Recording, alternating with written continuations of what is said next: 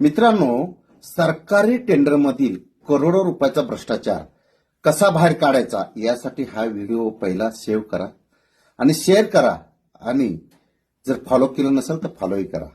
खूप साध्या आणि सोप्या भाषेमध्ये मी सांगतो. एखादी वस्तू टेंडर स्वरूपामध्ये खरेदी केली जाते.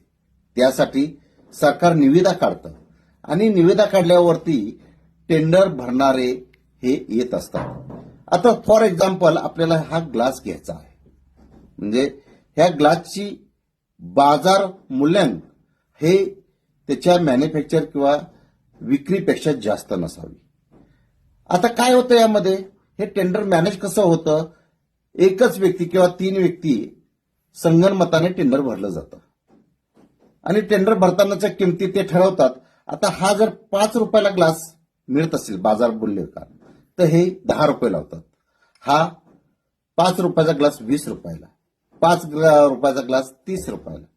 आणि हे टेंडर 3 टेंडर आल्यावरती सरकार काय करतं, ह्यातलं सगळ्यात महागडं टेंडर हे घेतलं जातं. म्हणजे जे बाजार मूल्यांकन 5 रुपये आहे ते 30 रुपयाप्रमाणे घेतं, किंवा 5 रुपयाचा ग्लास ते 20 रुपयाने घेतील, किंवा 5 रुपयाचा ग्लास हे 10 रुपयाने घेतील.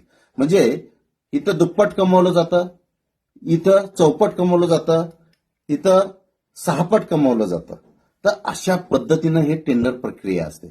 तुम्ही काय करायचंय, माहिती अधिकाराखाली अर्ज टाकायचा आहे. ही खरेदी केलेली वस्तू याचे बाजार मूल्यांकन किती आहे, मग तुमच्या लक्षात येईल शासन काय करतंय, 5 रुपयाची वस्तू 10 रुपयाला घेतंय. अशा पद्धतीनं इथे करोडो रुपयाचा भ्रष्टाचार चालू आहे.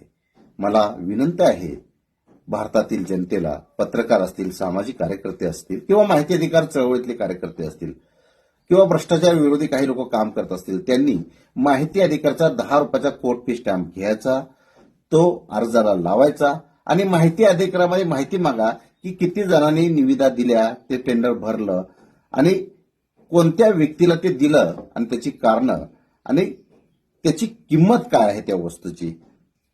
त्यामुळे भ्रष्टाचार उघडकीस येईल.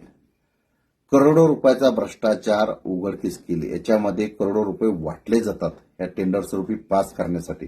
तर तुम्ही नक्कीच माहिती अधिकारचा वापर करा. Thank you very much. मी डॉक्टर विजय दिघे, माहिती अधिकार पुस्तकाचा लेखक. जय हिंद, जय संविधान.